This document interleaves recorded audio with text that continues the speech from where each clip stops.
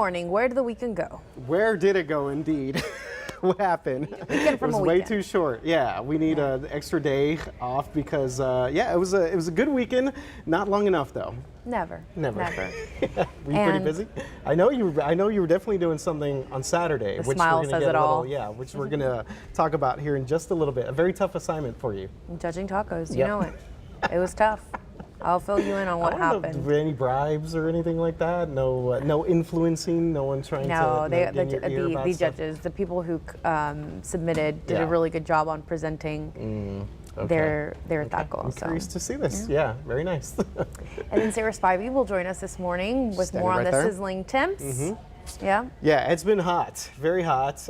Yesterday I was at the Leon Creek, the new trails that were out there for like 30 minutes, and I was like, yeah, this is too much. Yeah, I went for a run yesterday, and I'm pretty sure I got like slight heat exhaustion. It was a 5-mile run. Yeah.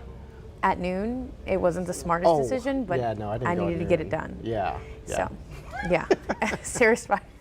All right, and then we're going to let you know what you need to know to get ready for the runoff election because, yes, hopefully you voted earlier this month, but now you have another chance. We'll fill you in on that. Yeah, I think there was a little bit of confusion when we had the school bond elections and stuff, so we know that these elections are coming at you, so yeah, we're going to break this down a little bit. But Alicia, of course, we start with the latest gripping tragedy across the country. This one Saturday in Buffalo, New York, where 10 people were killed and 3 others injured after an 18-year-old gunman opened fire at a neighborhood supermarket.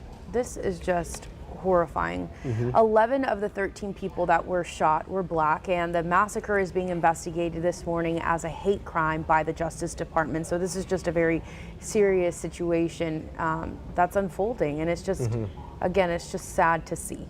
Absolutely. Devastating stuff, sir. So the gunman is being held without bail and charged with first-degree murder. In a 180-page document, the suspect allegedly details how he had become radicalized and describes the attack as terrorism and himself as a white supremacist. And I think that's key there. He himself identifies as a white supremacist. So the alleged manifesto cited the Great Replacement theory, which has been used by white killers to justify violence against Muslims, Latinos, and Jewish people around the world, so not just here in the U.S.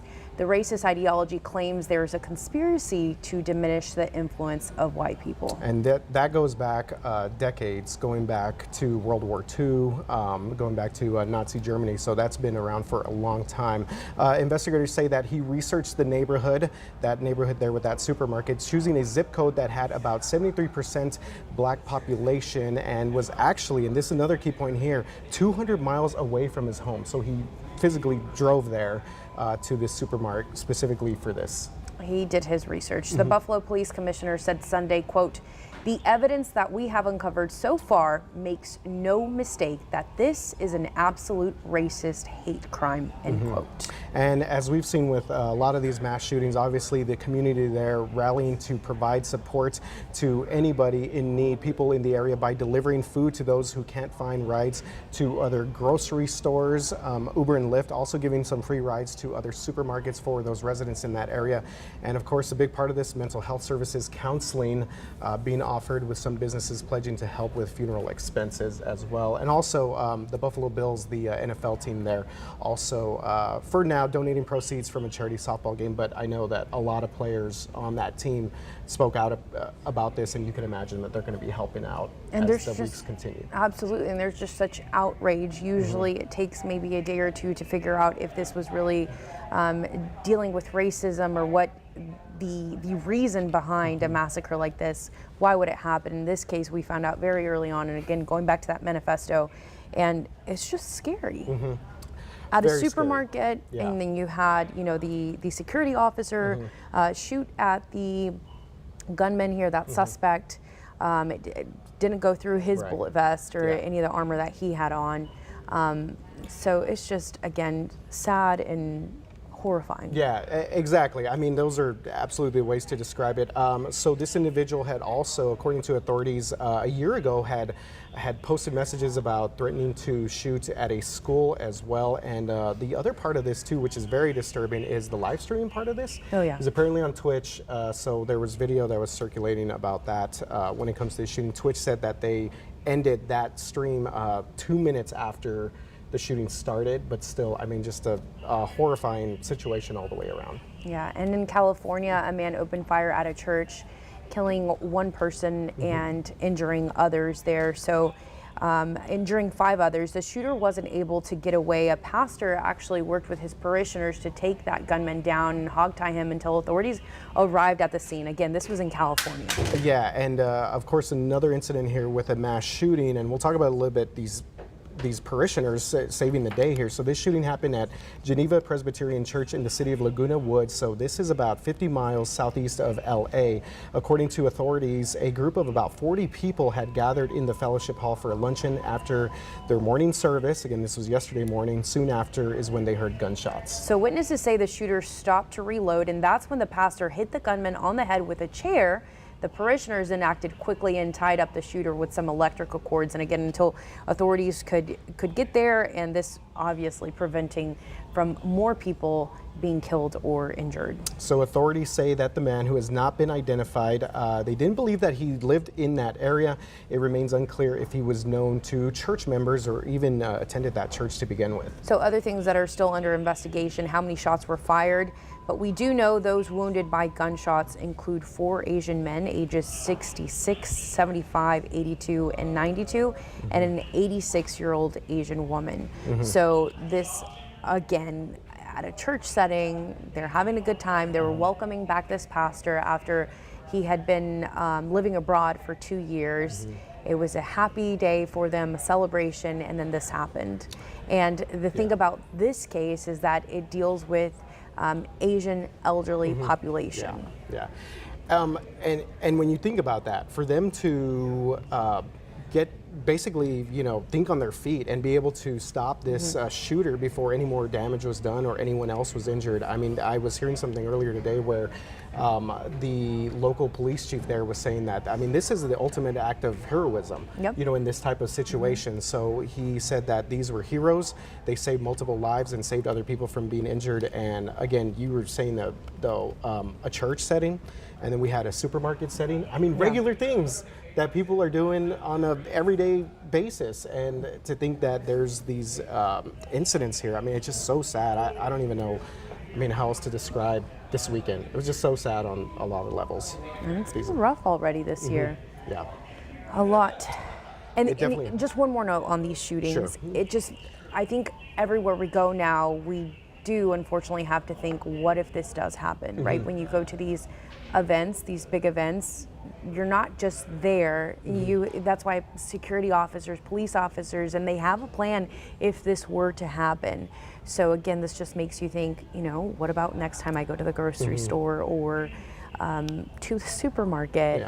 Same thing, church, whatever it may be. It's just in the back of your mind, and this case in the forefront, right? Because it's just happened there. Very, very common places for people to go. And again, prayers to everyone out there, including obviously the people in Buffalo that are really, really suffering and dealing with a lot of tragedy today. All right, so with May comes voting. It's day 1 of early voting to the runoff. Polls will remain open from 8 a.m. to 8 p.m. for the next 5 days. So you have time to get to the polls, and this gives voters another chance to make their voices heard, even if they didn't vote in the March primary. Absolutely. So what exactly are we voting on for today? So we're talking about the midterm election year. Barrera County residents will decide who will represent them on the local, state, and national levels. Some big races on the ballot are statewide races. They include Lieutenant Governor, Attorney General, and more. And another big race, this one has given a lot to talk about. Texas 28th Congressional District Henry Cuellar will face off Jessica Cisneros once again. Absolutely, yeah. So there are more than 30 early voting locations throughout Barrera County for the runoff election, which is set for May 24. So make sure you go out there, hit the polls early, as because obviously you want to get your voice heard, and these are some very important steps to the November election, which is obviously going to have a big impact not only here but across the state and country. Absolutely. And remember, KSAT.com is your place to go. We actually have a list of those locations. Again, more than 30 to choose from, 8 a.m. to 8 p.m. Monday through Friday. So beginning today, you have your chance. But this Saturday. Yes. Book lovers, Here we go. they can all come together because the annual San Antonio Book Festival is back, and it's back with its 10th year. That is unbelievable. So a decade of this, and it's just grown every year. It's gotten a little bit more popular, which is awesome to see, because you think of books, I mean, people need to read these books. So this is a full day of author presentations and book signings. Obviously, we're going to have family-friendly activities, food trucks, got to have that, and so much more. Yeah, more than 90 authors from across the country, including local ones, are taking part. And today we're joined by one of them, best-selling author Julissa Arce. Good morning, Julissa. Hi, good morning. Thank you for having me. All right, Julissa, thank you very much for being with us on KSAT News Now. So you're going to be hosting a discussion about assimilation and belonging at the book festival. And this is a topic that you explore in one of your books that is titled You Sound Like a White Girl. Tell us about that inspiration, and how do you think people in San Antonio might be able to just kind of relate to that experience? Yeah, so the rest of the title of the book, which is important for the discussion, is called The Case for Rejecting Assimilation. So You Sound Like a White Girl is the big title, and then the subtitle. And when I was 14, growing up in San Antonio in high school, this boy told me that I sounded like a white girl.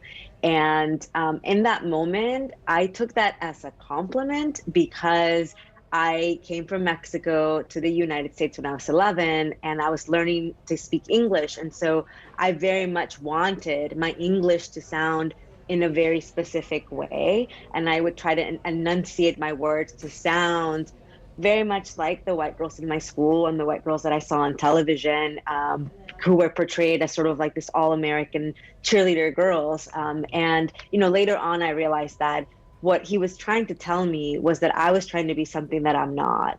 And I think that a lot of times when immigrants come to this country, or people of color are growing up in this country, we do sort of have this pressure to act a certain way, to dress a certain way, to behave in a certain way, to assimilate. And I think that assimilation can be a very dangerous thing for people of color, because it sort of leaves us in this no man's land where we're constantly trying to assimilate into something that we're never quite going to attain. And at the same time, we sort of separate from our roots. When I think about learning how to speak English, I very much wish that it had also been encouraged for me to retain my Spanish. And I do speak Spanish. I am fluent in Spanish, but I certainly don't speak Spanish with the same ease as I speak English now.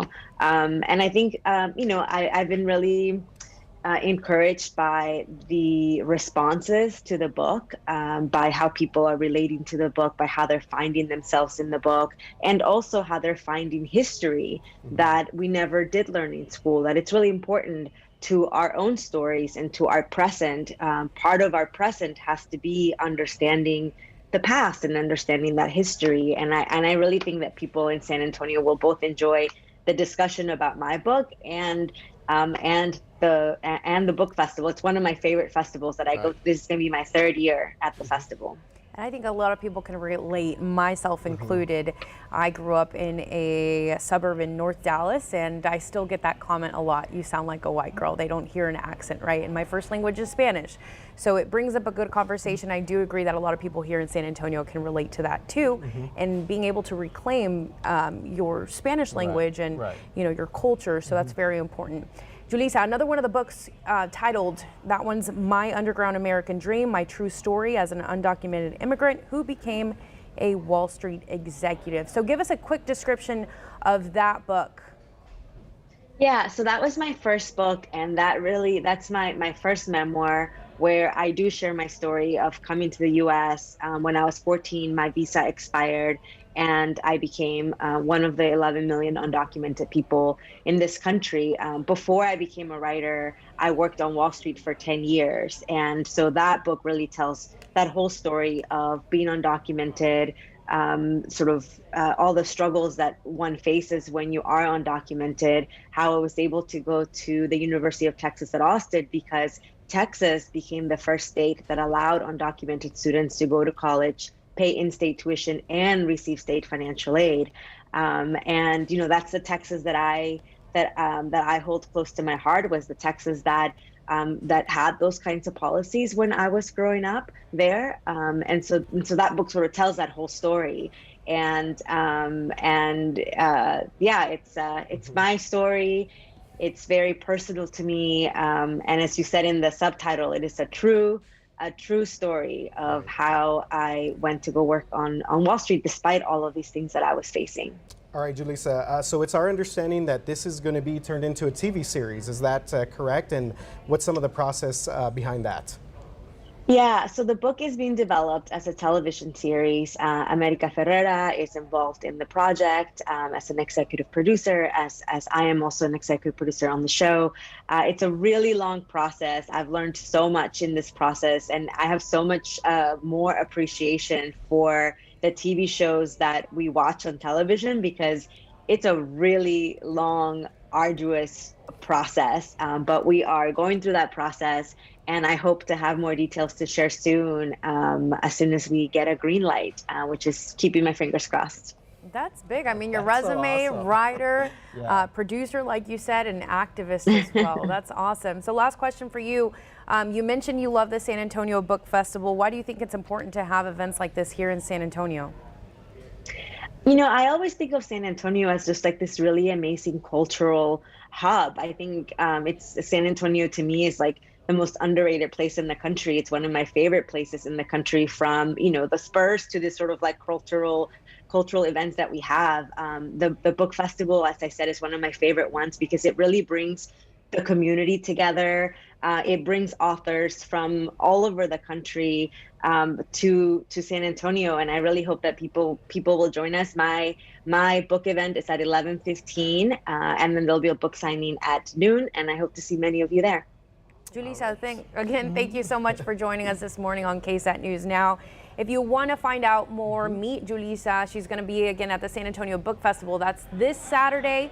It runs from 9 a.m. to 5 p.m. and Julissa's session will be from 11:15 a.m. to noon. That's right. Then she will be doing book signings starting at 12:15, and be sure to head to sabookfestival.org to plan out your day and see what other authors you'd like to meet. As she mentioned, it's going to be like 100 authors, writers there. It's going to be a lot of fun. But if you can't go, you can also tune in virtually, and a lot of these sessions, like Julissa's, will be live streamed on the San Antonio Public Library's YouTube page. All So right. there's an option there. Doing the most. Julissa doing the most. She dropped That's the Spurs awesome. in there too, so here we go.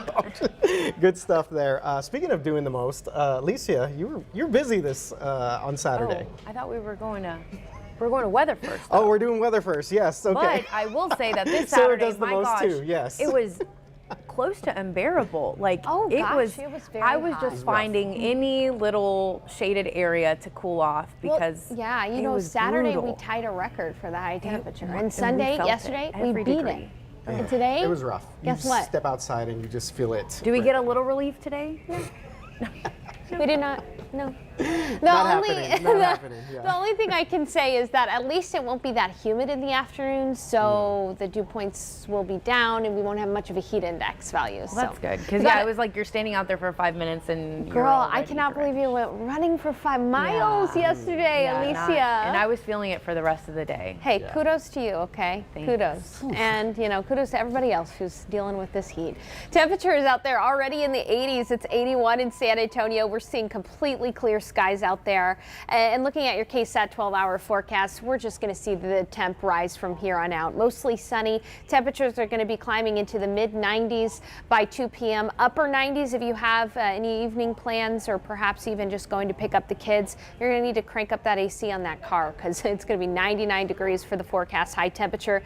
That would be a record for the day. And even this evening, it's not going to cool down all that much. We're still going to be in the 80s by 11 p.m. Elsewhere, it'll be 99 Rio Medina, 100 in Castroville, 98 New Braunfels, 96 in Bulverde, 100 in Bandera, 102 in Uvalde. Now, will we be able to see any kind of relief? Well, Not in the immediate future, because we've got this ridge of high pressure that's settling overhead. In fact, this ridge of high pressure is going to keep temperatures hot for the remainder of the work week. Look at this. Every single day here, we're going to be above the average high of 87 by at least 10 degrees. And today we're challenging a record. Tomorrow we're challenging a record. Wednesday we're challenging a record. We probably won't hit the record on Thursday, but it's still going to be hot anyway. And then we're likely going to challenge a record on Friday as well. Look to the weekend, though. Look to the weekend. Temperatures drop, highs drop, so it's possible. We may be able to get down into the 80s, okay, for the high. I didn't think I would ever be this excited for 87 degrees, Alicia and RJ, but it is possible. Otherwise, it's all about the heat, guys, over the next few days. It's going to be windy, too, with gusts up to 30 miles per hour, so try to find a way to stay cool, Alicia. If you have to go running again, well, you know where we're running to. A team of us are going down to the valley, to McAllen area. Oh my goodness. Today, tomorrow, Wednesday. And I'm seeing here that, yeah, I mean, it's triple digits is very common in the valley. Feeling hot, hot, hot. Sarah got that song stuck in my head.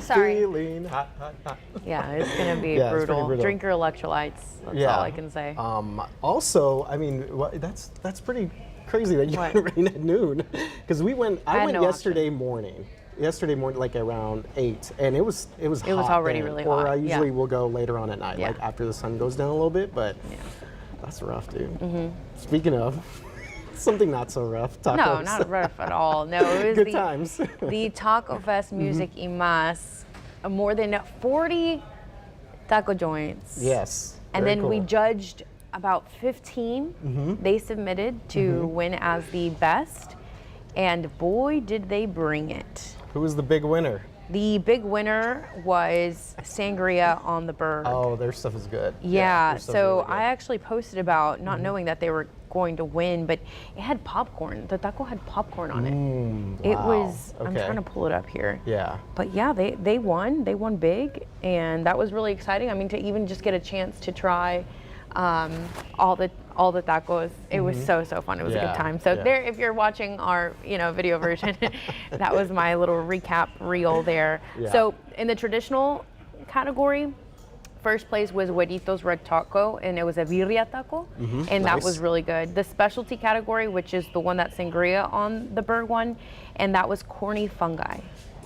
Oh, interesting. So it had corn, it had mushrooms, and again it had that, it had a sweet cream corn on the bottom, but then it was topped with popcorn. Very nice. And then the People's Choice, very interesting. OG Tomatillos. Oh, nice. Yeah. At their new location. Yeah, very good. Man, corny fungi? Is that what it's called? It was Is that good. on the menu at Sangria? So that's what I wanted to know. I believe so. I believe they do offer it. Honestly, now I can disclose my absolute favorite that I kept raving about was Sticks and Stone. Okay. Let me make sure that that's Okay. It's an Asian Mexican fusion. Yeah, Sticks and Stone. Let me tell you where they're located. This is an Asian infusion now, and a lot of stuff that being here in San Antonio. Yeah, this is an Asian Latin fusion concept from Chef Leo Davila. So that is really cool. I loved it, and I believe it had like chicharron crumbs on the top. Nice. Like, oh my so gosh, much, it was so much creativity when it comes to so this stuff. good. Yeah, I would have never thought put, like you just said popcorn there. And it's 11:30 a.m. and I'm craving tacos. Yeah, sounding like a good time. They'll probably have you back, huh? To be another. I mean, I hope. That's kind of the gig. Yeah, a couple years ago as MC. I don't really enjoy MCing. No. I can't. You do the judging. But I can you do like judging. To judge. I can do that. There we Judging go. tacos. So I can eat all the tacos. Yeah, and if you guys are listening to our podcast, which we do daily, you can also check out. You have that on your Instagram, right? Yes. Your reel? Okay. Yes. So if you're watching us on the visual platform, check it out also. And you're listening to us, you could also check it out on Alicia's Instagram page. Pretty cool I think stuff. the total of 8 or 7 tacos was 8 or 9. 7 to 9. Okay. All right. Awesome. Good In stuff. less than like 2 hours. That's a lot of food. It's a lot of tacos. All right, you guys. Well, happy Monday. We will see you tomorrow at 11 a.m. By the way, tomorrow I will be live from the border. All right. Yeah, that's we'll right. be Heading here. down there. Stephania Wright also Yes. going to be heading down there. So got a crew with the latest developments there. So hopefully you guys stay cool. drink water if you're going to go running at noon. Have a good one, everybody.